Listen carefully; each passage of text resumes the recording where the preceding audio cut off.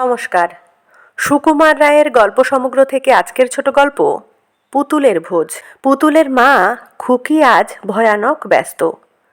আজ কিনা ছোট্ট পুতুলের জন্মদিন, তাই খুব খাওয়ার ধুম লেগেছে। ছোট্ট টেবিলের উপর ছোট্ট ছোট্ট থালা বাটি সাজিয়ে তার মধ্যে কী চমৎকার করে খাবার তৈরি করে রাখা হয়েছে। আর চারদিকে সত্যিকারের ছোট্ট ছোট্ট চেয়ার সাজানো রয়েছে পুতুলেরা বসে খাবে বলে।